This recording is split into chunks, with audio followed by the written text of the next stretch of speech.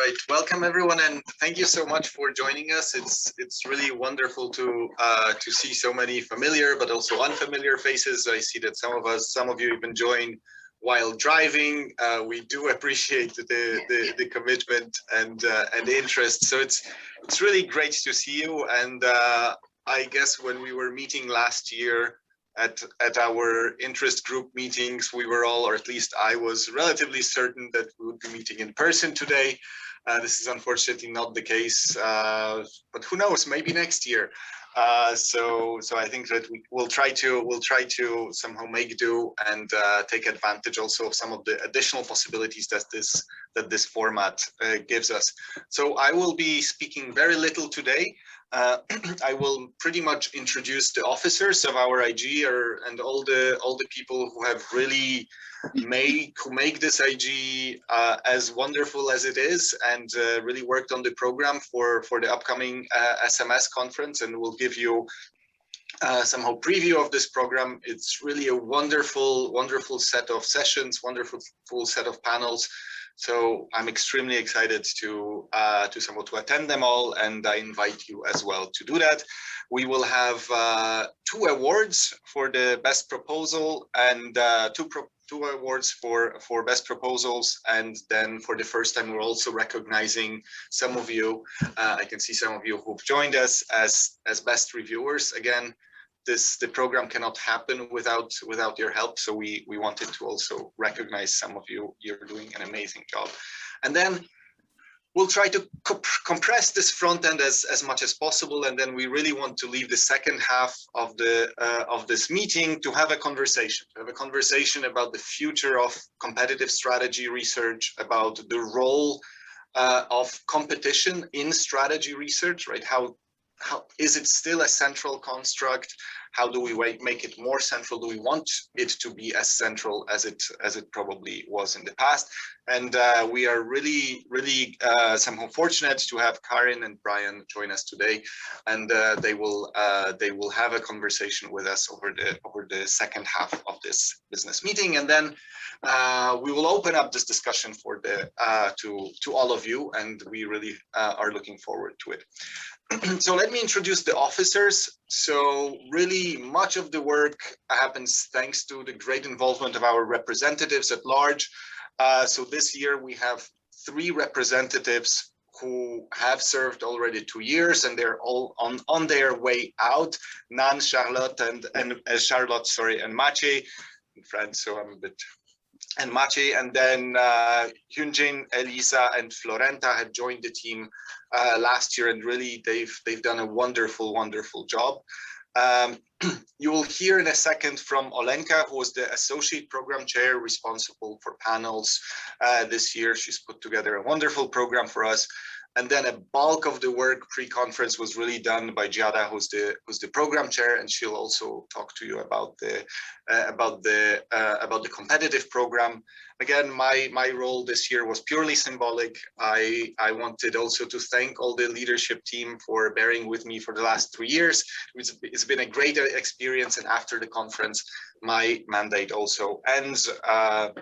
And I hope I haven't done too much damage. So with that, I'm going to hand it over to Olenka, and please let me know when you want me to change slides. Okay. This will be my role for the meeting. Perfect. Okay, well then you have contributed, right?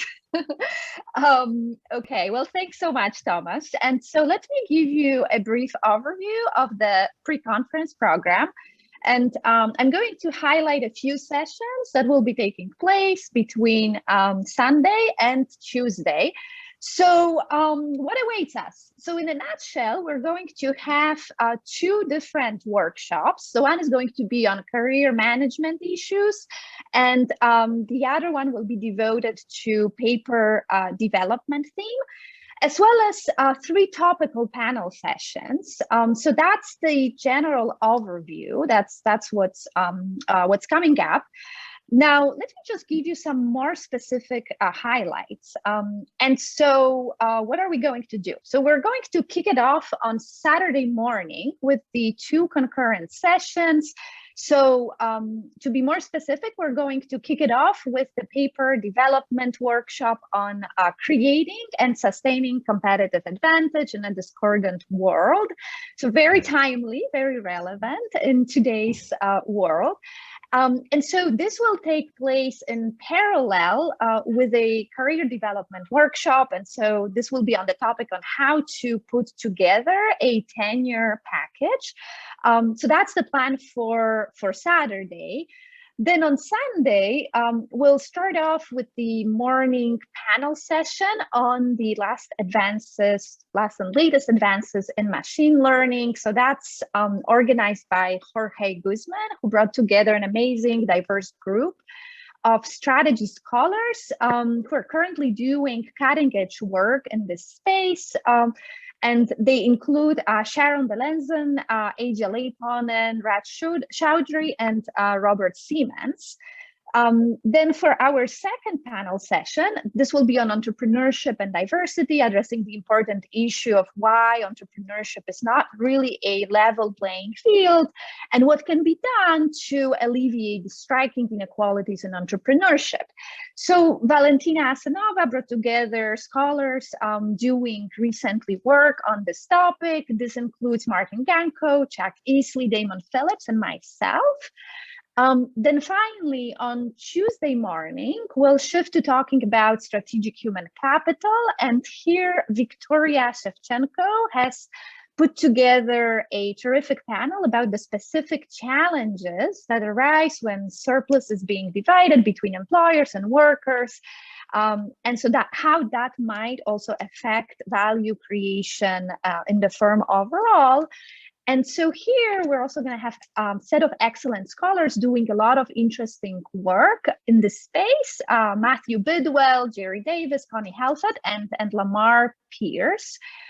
So that's the overall schedule.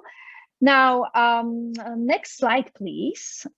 So what I want to then do is just give you a few more details about the two workshops that I just mentioned. So the first one, organized by Hinjan and Maciej, who did really an excellent job organizing this half-day workshop. And so the theme is really how to put together a tenure package.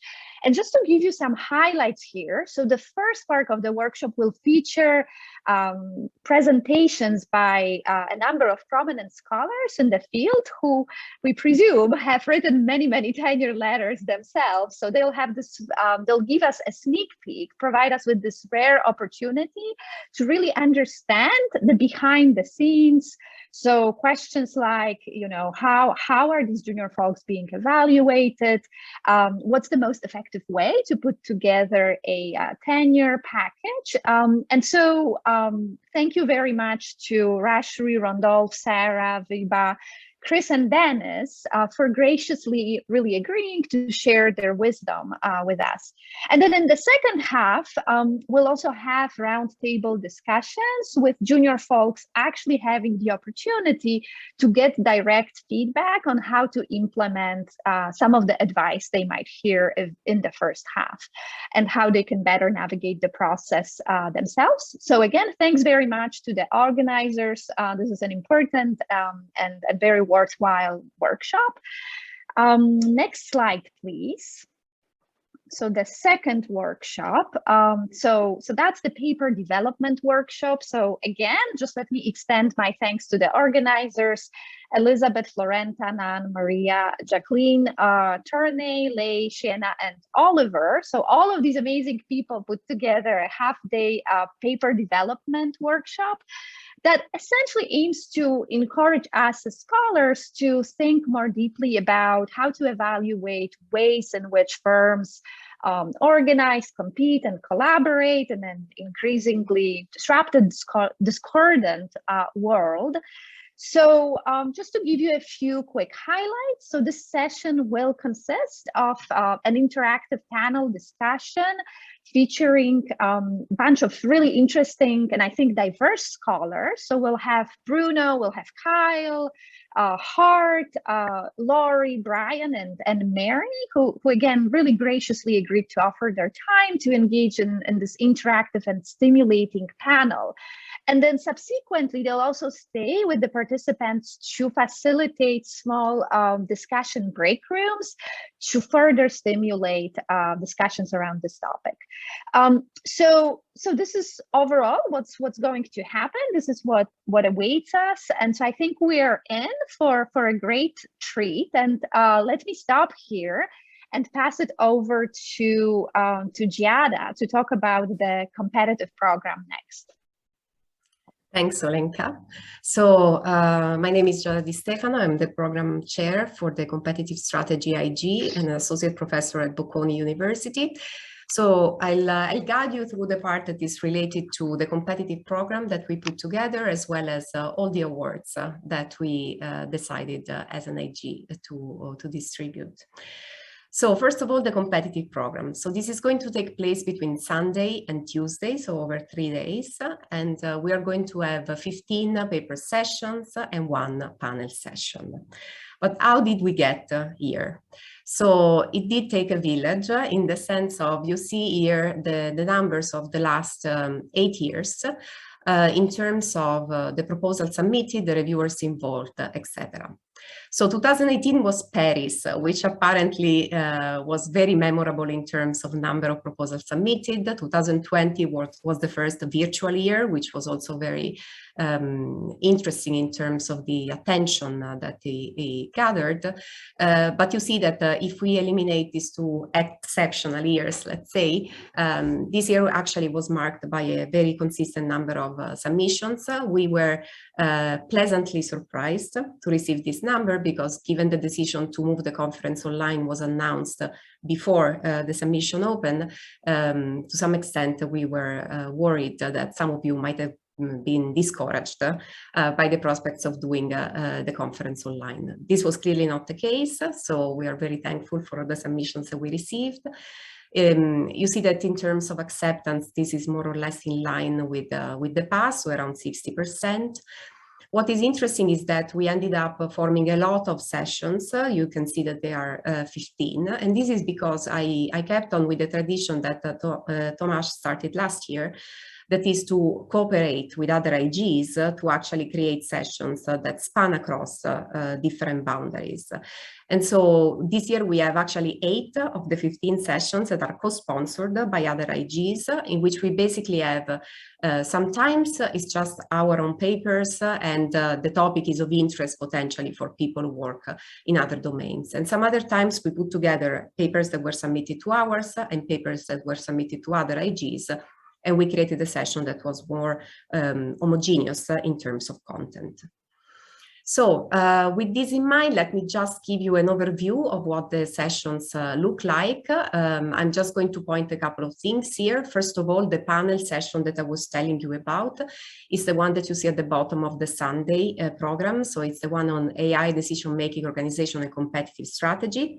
As for all the others, I would like to thank the 14 volunteers who kindly agreed to become session chairs for these other sessions. So I was talking with Kathy and I said, well, we have this innovation this year. And she actually let me know that this is something that used to be done in the past, to have session chairs that are people not involved with the presentation of any of the paper, but are actually related to the session because of their own interests and research activities.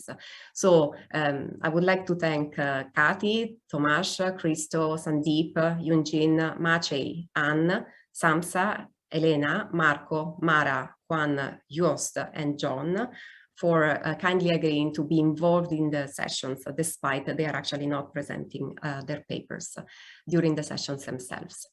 So it's a very exciting program, I think, and also a very strong program, we feel, which brings me to the next topic, that is the one of awards. Before we do that, let me also point your attention to one of the networking events that are going to be run this year. So this year there are a number of networking events. You might have received an email from SMS yesterday listing all of them.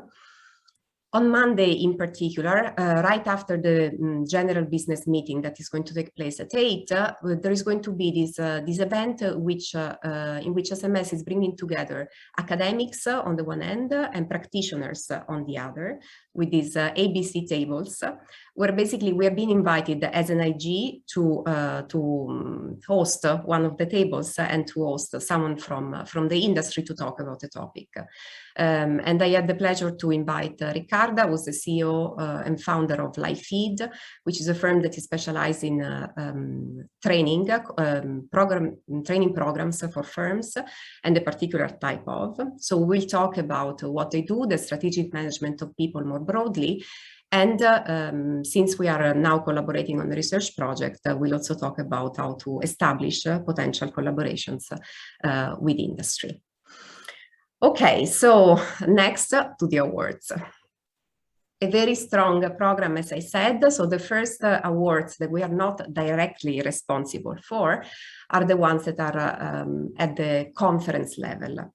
So every year we are asked as program chairs to select a number of proposals that we think should run for a Best Paper Prize and Best Research Methods Paper Prize.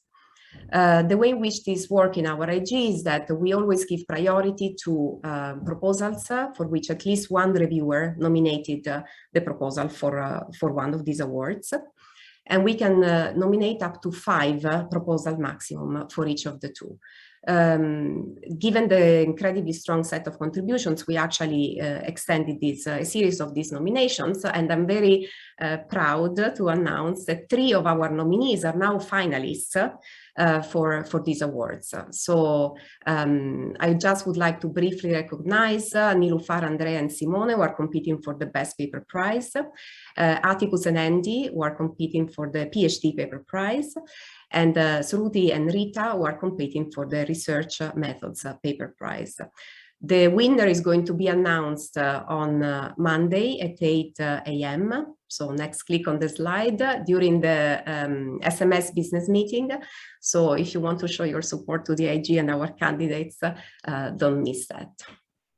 So next, when we move to our IG itself, since last year with PK as our chair, we decided to introduce 2 awards that are meant to recognize not best papers in general, but papers that really shine in terms of the creativity that they adopt in the way in which they are written and designed, and papers that shine for their rigorous approach to research.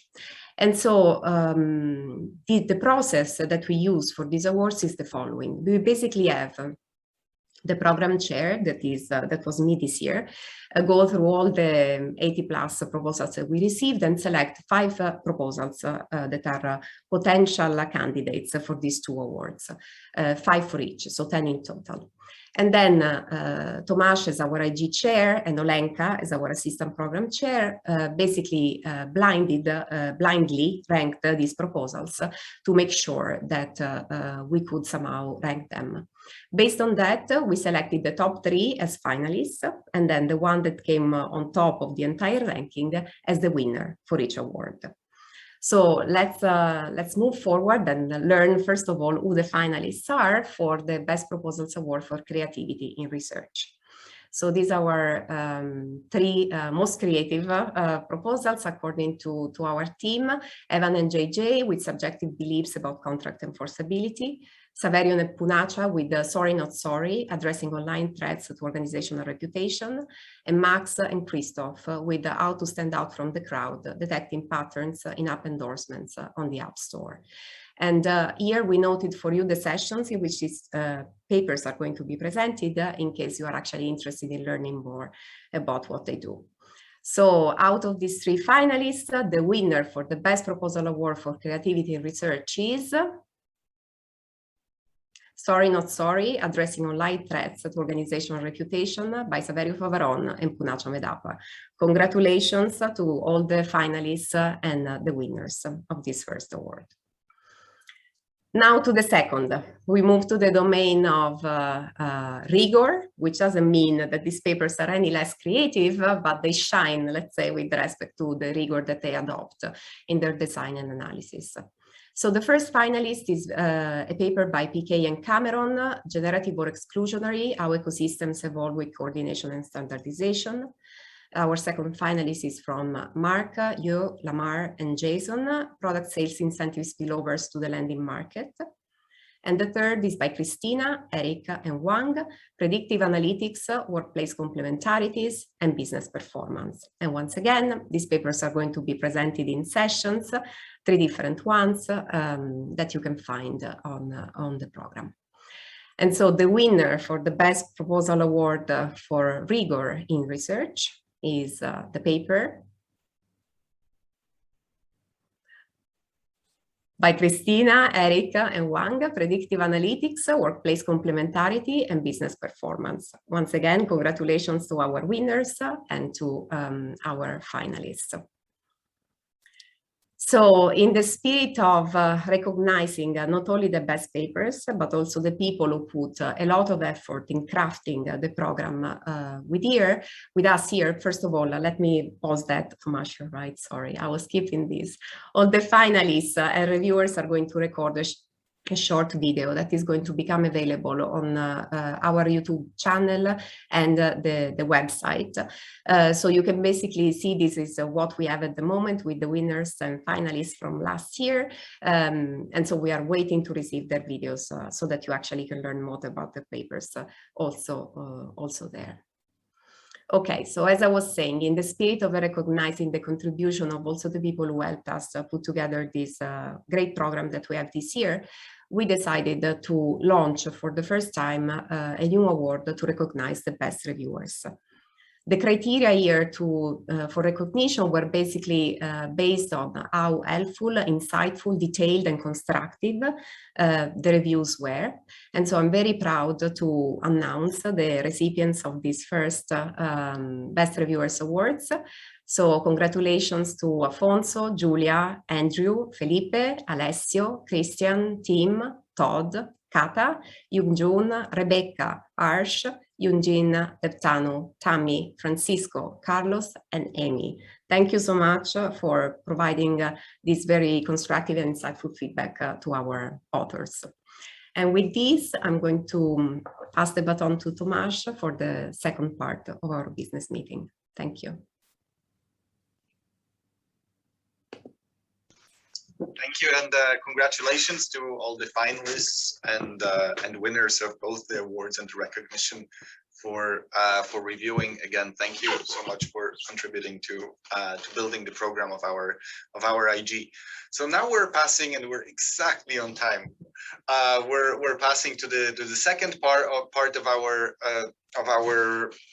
our competitive strategy interest groups meeting with a conversation about the role of competition in strategy research with Karin and Brian. And so again, as Karin and Brian are somehow talking at the beginning, and later we're going to have a Q&A, please feel free to use the chat. I'm going to monitor it and somehow act as an aggregator where later I can pull somehow the most frequently asked questions or comments and then try to pitch them to our two speakers. Or later in the Q&A session, please feel free to raise your electronic hand, and we will somehow give you an opportunity to ask, discuss, disagree, agree with our speakers. So there are 3 questions that we wanted to focus on in this part. Somehow the first one is whether the focus on, if we think about competitive strategy research, is the focus on competitive fading in strategy research. I know that Karin has done a much better job than I did, but to get a definitive answer to this question, I've gathered 4 data points. And these are pretty much the number of articles published in SMJ, excluding special issues, at 4 points in time: 1990, 2000, 2010, and 2020. And as one would imagine, the total number of articles is of course increasing. SMJ is publishing more papers over time per issue, and there are also more issues. But what is interesting is the orange line, which is the percentage of these articles that include a word competitive or competition in the abstract or title. Right, and here we see a slightly different trend, and again, 4 data points. But where in 1990, almost 25% of articles included one of these 2 words were down to 13% by 2010, and then maybe there's a reversal of this trend. I don't know, but we'll see how it also squares with data that I know Karin has collected. The second question we wanted to focus on is about somehow extrapolating from that, of course, about the role of competition in strategy research, and finally, potentially somehow the most interesting question for the members of the competitive strategy interest group: how do we project ourselves to the future? What is the future of strategy research, and what is the future of competitive strategy research? And with that, I'm going to pass it over to Karin and Brian, whoever wants to start first.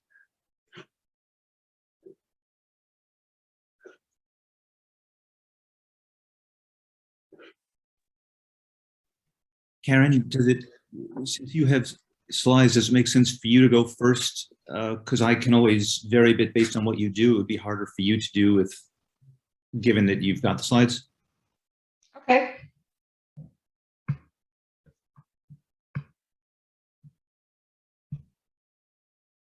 So can you see my slides? Wonderful, thank you. So first of all, thank you for inviting me. My presentation will focus on the first question that Thomas asked, even though, of course, the results will also give hints with respect to the other questions. So Thomas mentioned in one of his emails he sent to Brian and to myself that this question, whether the focus on competition in strategy research is fading, is a question that is more or less based on casual observation rather than empirical evidence. And this is why I thought that maybe we should ask the data. So I checked Web of Science, and what I did is the following. So I searched for the keywords competitive strategy and corporate strategy. So corporate strategy is a reference group. And I looked at a time window of 25 years, starting in 1997, and then of course in 2021 we see truncation.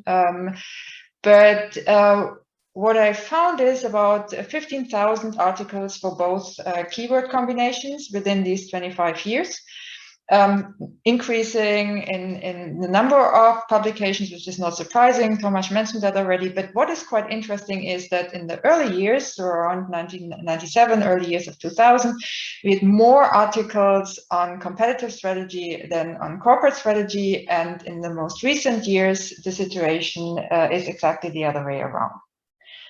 What else did I do? So I checked the keywords or the fields in Web of Science. So papers or articles are assigned to fields in Web of Science. Multiple assignments are possible. So this is why for competitive strategy, we ended up with 23,000 fields, and for corporate strategy with about 27,000. And not surprising, again, most of the articles for both keyword combinations fell in the areas of management, business, and economics. So if we compare management and business, then about 70% of the articles that mention competitive strategies fall into these 2 categories, 10% in economics. And for corporate strategy, even 75% fell into management and business, also 10% in economics. Then we have a number of other fields. For most of them, it is not totally clear whether we find more competitive or more corporate strategy papers, but there are a few that stick out from the crowd, and I think there is a pattern. So you see the dots, the dark blue dots represent competitive strategy, the light blue dots, corporate strategy. And what I found is that in the beyond, of course, management, business, and economics, we find more literature on competitive strategies compared to corporate strategy, of course, in operations, ICT, and artificial intelligence, and more corporate strategy compared to competitive strategy in finance and environmental studies or environmental sciences. So there seemed to be a pattern.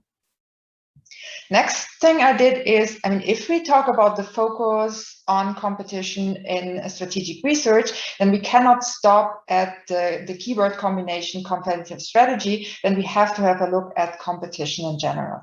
So next thing I did is I searched for all papers that contain competition. Same time frame, and this time I found around 80,000 articles. Again, increased truncation in the year 2021. What struck me a little bit, even though I do not have an explanation for this, is that there is no smooth increase over time. There seem to be certain steps. So if you look at the time window between 2006 and 2010, you see that before, I would not say that the number of publications was stable, but it increased very slowly. But then there is a steeper increase. Then again, the number of publications was more or less stable, and then again a steeper increase between 2016 and 2020. As I said, no explanation, but it seems striking, especially since it's always the years 2006 or 16 and to 2010 and 20. Okay, so then I took these 80,000 publications with competition somewhere in the title, abstract, keywords, or the text, and I checked in which types of journals these papers were published. And strikingly or not, don't know, but more than 1/3 of these publications ended up in econ journals. Then again, if we combine management and business, we have about 22% in management and business, so about 1/5.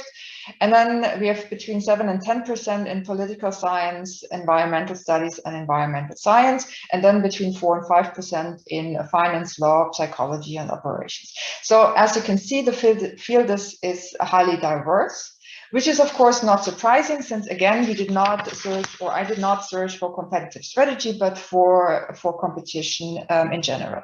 So what does this mean? I want to start with the definition of competitive strategy, and here I want to use Connie's definition from last year.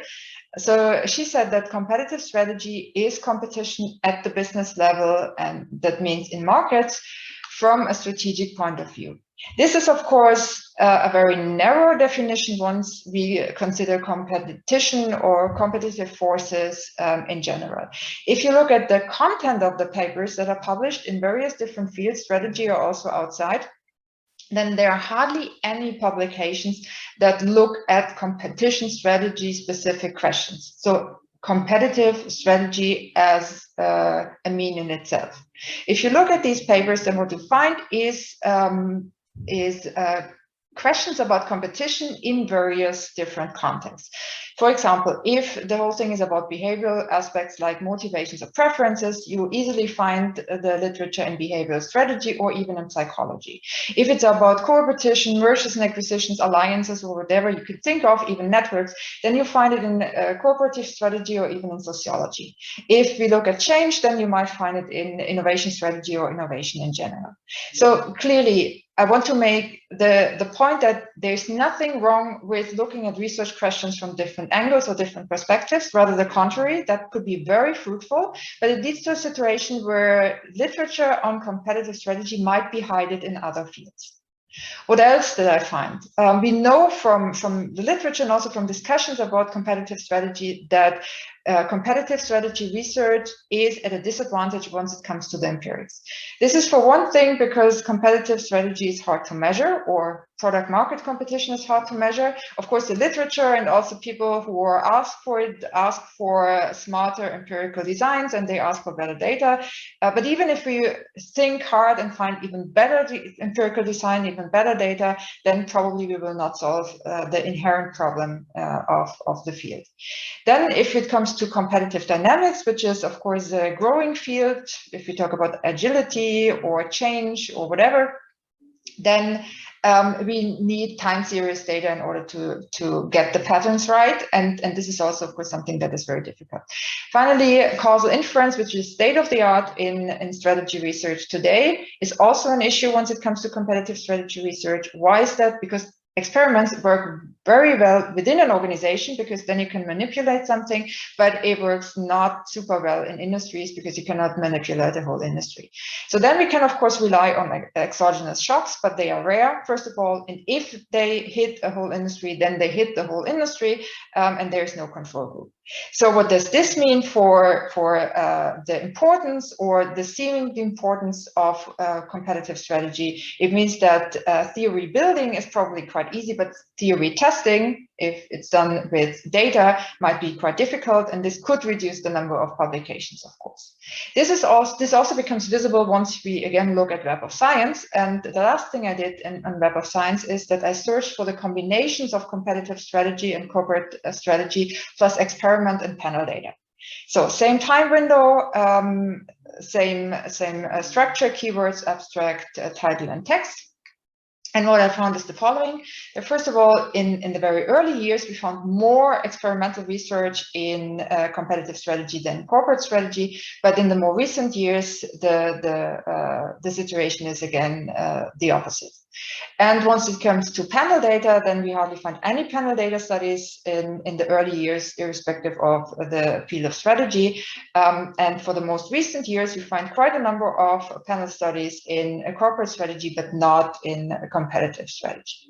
So what is my conclusion? My conclusion is that there are two things that are going on, at least two things that are going on in this field. The first thing is that some of the research in strategy and also beyond is overlapping. Sometimes it even seems to merge. Some of the literature takes place at the interface, and this literature might hide in different areas, even though it is about competition. And then we have these limitations in empirical research, which might decrease the number of empirical studies that are published, which also decreases the number of publications that contain competitive strategy or competition in general as keywords. So this could lead to a situation where it seems as if competitive strategy research is losing importance. But if you look at the content, even beyond strategy, this is not the case. Thank you very much.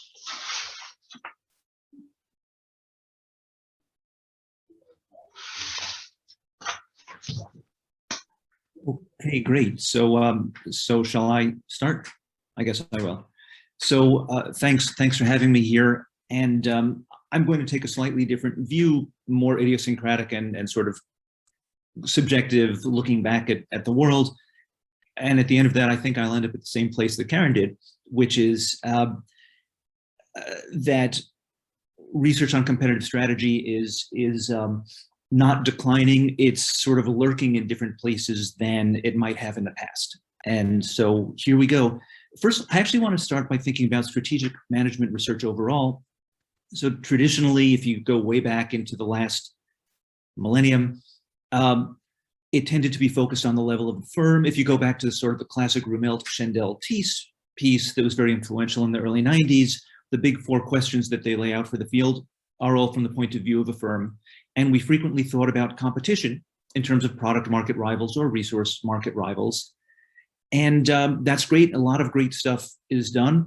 Over the last decade plus, this level of analysis has been changed. There's been a huge expansion into thinking about inter-firm entities. That could be alliances, networks, crowds, and so on, ecosystems. To thinking about non-firm actors. There's been work drilling down from the firm to key functions or actions at the sub-firm level. And also there's been, I would say, greater recognition that you not only have competition, that there is competition between buyers and suppliers and the firm itself.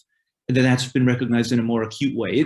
It goes back to Porter's 5 forces, but with the rise of value-based strategy, there's been greater recognition of the tussle between the buyers, the suppliers, and the firm. So the research in strategic management in general has evolved in certain ways. It's still very much strategic management research, but it's taken to slightly different levels of analysis, which leads to slightly different research questions and approaches. So if you buy that, let's look at competitive strategy as a subfield of strategic management.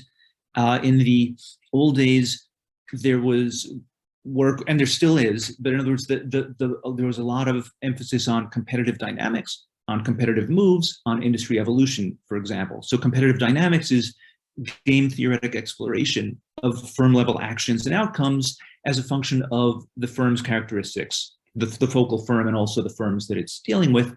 Competitive moves is an assessment of actions, by the firm at the firm level.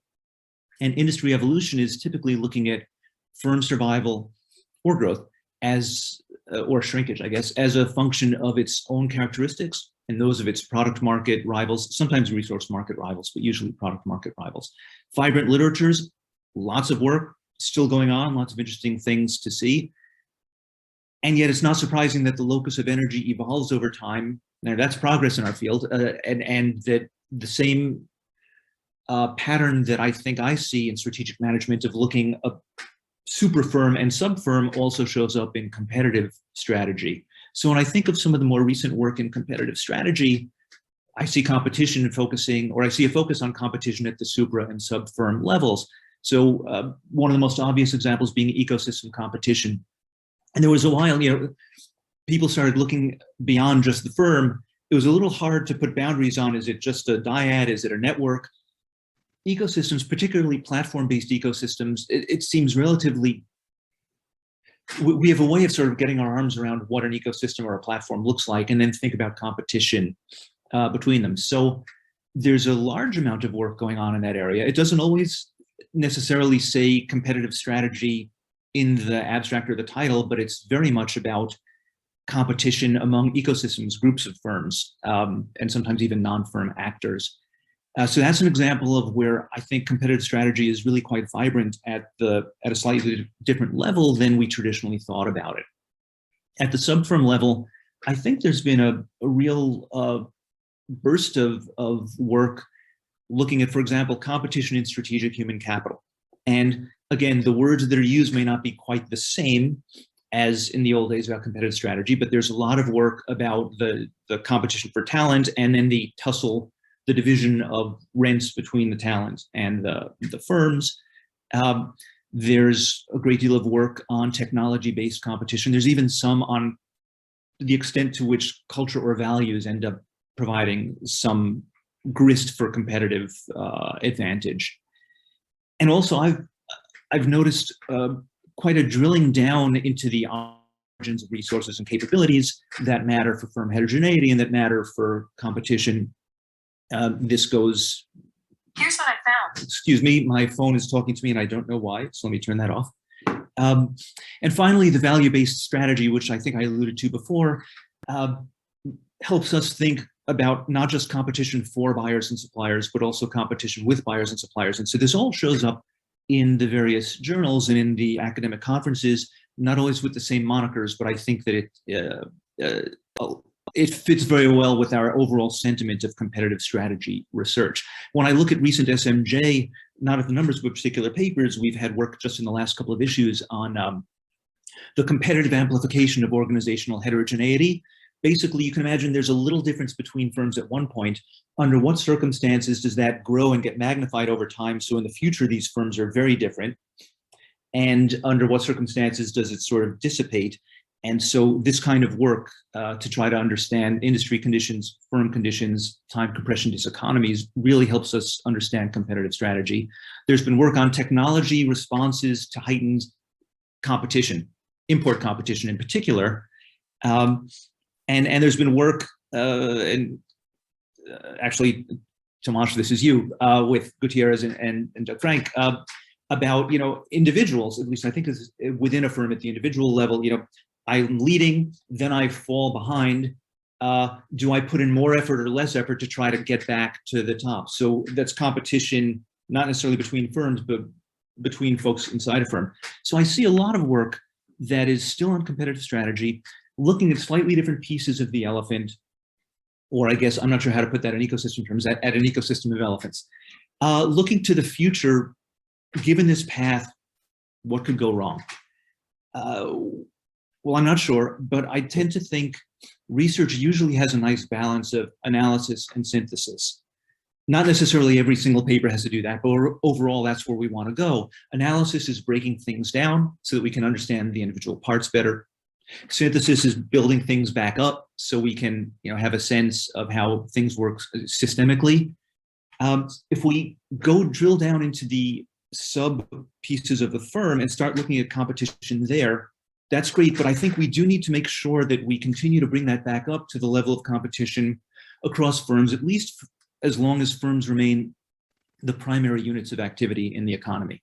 And if we analyze ecosystems, which are above the firm, we need to continue to think, drill down to the incentives of the individual players that are part of an ecosystem at the same time that we're trying to model or think about how ecosystems, compete with each other. So that gets kind of challenging because it gets kind of complex. And I guess the last thing, since I did mention value-based strategy a couple of times, it remains highly mathematical. And so there's always a tension for something like value-based strategy and its connection to competitive strategy. There's a tension between making it more tractable for the non-formal scholarly audience, people like me, and also for practitioners, while still generating sharp predictions that wouldn't be generated by other approaches that are typically natural language. It's a big challenge. It's also a big opportunity, and we've got a lot of very smart people in the field working on it. So for me, I see a big future for competitive strategy. I see what I really hope is we manage to keep the balance between the analysis and the synthesis so that we can keep pushing things forward. And I think I'll stop there. All right. Thank you very much, both Karin and Brian. This was really illuminating.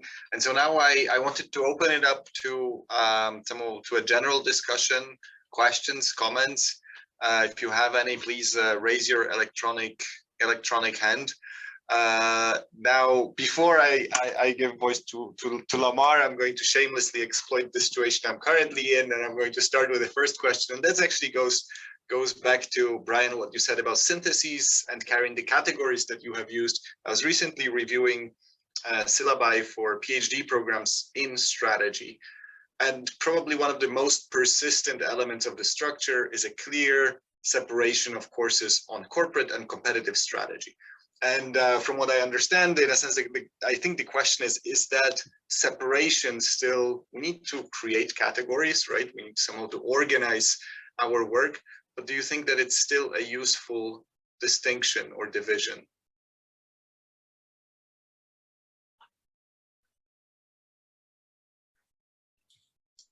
Well, I'm willing to go first, I guess, Karin. The short answer is yes.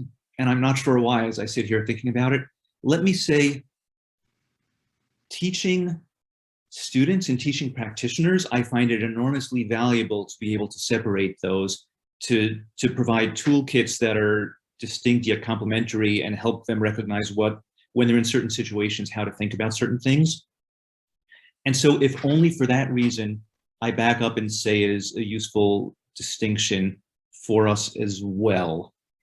That said, if you have, we have some theories that work quite well at helping to illuminate issues on both sides, and I'd hate to see us, and we have some phenomena that are interesting that cover both those. I'd hate to see us feel that we had to always have a sharp demarcation and throw out the benefit of having something that would illuminate both. Yeah, that would have been my answer as well. So I strictly disentangle education from using it in the research. I mean, if we train people, then they definitely have to be aware of the differences and they need the basics. And we also do not teach chemistry and physics in one course just because in the end people might work at the intersection of the two. So I think that it's good to have the basics of both fields. And then once you decide that your research question needs both, then you do it, but then you know about the pros and cons of both and where they fit together and where they might even contradict each other. So this is important for the quality of the outcomes. So, thank you. Lamar, I think you had your hand up first. Go ahead. Well, for the good of everybody, and because I'm interested in what she'll say, I'm going to cede my time to Christina, and I'll ask my question after she goes. Unfair. I was just going to say Tomasz made another good decision. So for me, so this was great. Thank you so much for this analysis and synthesis. It begs the question, and I mean this in the strict sense of going back to the premise, of whether the firm is for sure, still is, and will continue to be still the fundamental unit of economic activity in the economy. So I'm being a bit selfish here because I do a lot of research at the sub-firm level, and I do sometimes face pressure to distort what I'm doing because everyone wants it to be about the firm, and I can't do that. And then we get into fights about the unit of analysis. And I'm quite curious about how do we sort of bridge that difference and this maintained assumption in our field and related fields that the firm is the fundamental unit of activity and of interest. So for a sort of a short and narrow response, when in my comments, I wanted to be clear. I don't think every paper has to be at the firm level. I'm all for, division of labor is a wonderful thing and division of effort. So as a field, I'd like to see the balance between analysis and synthesis kept, but I'm all for papers that focus on sub-firm. If I'm reviewing or something or editing and you've got something on the sub-firm and you sort of acknowledge somewhere at the end, of course, future step would be to connect this to the firm. I'm happy with that. I wouldn't be saying as a reviewer, you've got to somehow bring this back to the firm. That's just me. I don't know, Karin, if you have thoughts on this particular issue. This is the point where I should be able to whip out some statistics I have on the degree to which firms are still the dominant mode in the economy, and I don't have that. No, I mean, my point is just that I know exactly what you mean, because most of my research is at the level of the individual, and I always got exactly this question, what about the firm level? I think it's not problematic to have a look at the micro level, but the problem is that most of the literature is at the firm level, and if you one by one transfer the literature to the micro level, then you might be in trouble. So the question is, of course, for part of your research, you have to use firm level stuff, but you have to translate it to the individual, and you might also have to add another strand of literature in order to talk about different mechanisms, for example, because we cannot claim right from the beginning that the mechanisms at the individual level and firm level are exactly the same, or that they're even distinct. So maybe they even are related to each other, and this is something that the authors have to take care of. But then I think there is no reason to always talk about the firm level.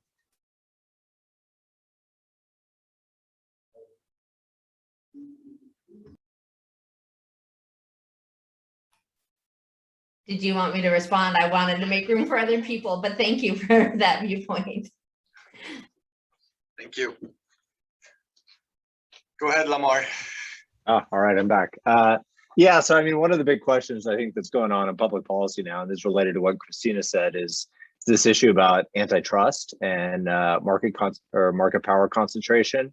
And certainly there's a huge thing now going on with the new FTC in the US, and the EU has been really active on this. I'm curious what people think strategy researchers have to say about this and contribute to it, because certainly perceptions are that the level of competition in the US economy has gone way down. And this seems like an important role we can play. I mean, I think Colleen Cunningham's a great example of, a strategy scholar who is contributing in a massive way to this debate. So I'm curious what people think we can do as a field on this.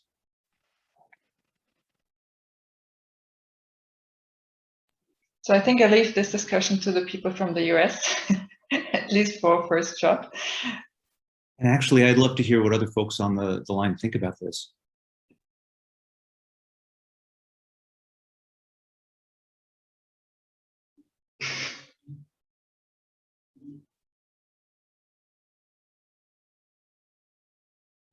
I killed the Maybe conversation. We can always deflect the question back to Lamar. Yes, we'll turn it back. We'll do the case-based thing. Well, oh, Lamar, great. Well, what do you think? Well, thank you. Well, I always have an opinion. They're rarely right. No, I mean, I guess part of the point I was raising on this is I think certainly like all the stuff that particularly Brian was talking about with ecosystems and networks, and I mean there are a number of people on this call who do interesting work on platforms have suggested that the economics and the strategy of market competition are far more complex than they used to be. And so in some sense, market power becomes a far more strategic question than it was before, in the sense that, it's not as easy to define. You can't simply take, what's the four-firm concentration in industry. Now you have to think about it in terms of, okay, well, is the firm the unit of analysis? How do we think about firms interact across platforms? Is it a problem that Apple has a certain market share, at 80% compared to what Standard Oil has? I just think it's a far more complex issue now in antitrust. And I think it's one that at least the existing state of the IO literature has been really struggling with how to solve. And this just strikes me as something the strategy could deal with much better. I agree. Javier, do you want to? Yeah, so maybe on this specific example of ecosystems, I mean, one of the basic assumptions of the antitrust model is that you look at market share and concentration on a market. And I think those are completely obsolete, right? Because the business model of these ecosystems involves maybe subsidizing in one market in order to monetize on another, right? So the traditional monetization model where basically you make money by selling a product is gone. So and as a consequence, when you have these ecosystems competing, or these companies with platforms competing with one another, and they are being attacked in a market where they make money by somebody who is giving it away, typically the reaction is that they respond by entering this market. So the measures need to be much broader, looking at a series of interconnected markets and what is the level of concentration and position on those, right? So, I mean, I'm not sure. I think economists can also make this point, but certainly understanding the business model from the inside leads you to different measures of the relevant indicators of market power. And that's a lot harder to measure than four-firm concentration. That's right. That's right. Yeah. The other factor is the common ownership, right? So what happens when these companies are owned? So right now there is a lot of activity on the OECD about this dimension, and I guess, I mean, finance and economics are very active on that discussion. I mean, people in strategy not so much, but we understand. I guess we have an angle on this issue of governance and how ownership affects company strategy and so on. So we could potentially engage on that conversation as well. Carlos, now we have only 2 minutes left and we need to be on time. So you're muted. I'm sorry. Unmute. Okay. Can you hear me? Yes. Okay. So I want to say something radical at the very end of this meeting, which is there is no subfield in strategy called complementary strategy. And I think that's what is, we need to understand how to strategize in these, platforms with ecosystems are just a bunch of complementers. And there's struggle going on within the ecosystem to take the right share. So I would make a plea for legitimizing complementary strategy and complementary dynamics. Okay, I'm done. Thank you. Thank you so much. Now, we are out of time. Sorry, Christian, I know that you have your hand raised, but we need to finish on time. Now, before we finish, I wanted to quickly somehow turn the microphone over to Kathy, who has the announcement about grants, which could be interesting to some of you. And then I will somehow let Giada, as the incoming division chair, somehow say the goodbye. And thank you. Thanks, Tomasz.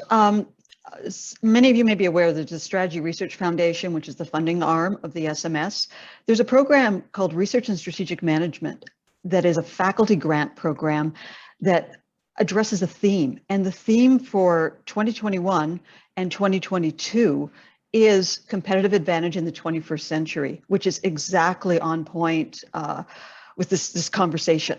And I encourage you to look at the call for proposals. If you're working on something right now, you have a couple of weeks to get a proposal in for this cycle, but it's also the theme for next year, for October 1, 2022 deadline. So I encourage you to take a look at our call and think about how we might be able to support research in this area. And I'll put a link to the call in the chat. So thank you. Thank you, Kathy. And so thanks everyone for participating to our meeting today. We look forward to this exciting conference that we have ahead of us. Soon we will also bug you with the elections, because we're putting together the leadership team and the reps at large for next year. So this is also coming your way. So stay tuned and see you starting from Saturday. Bye and thanks a lot.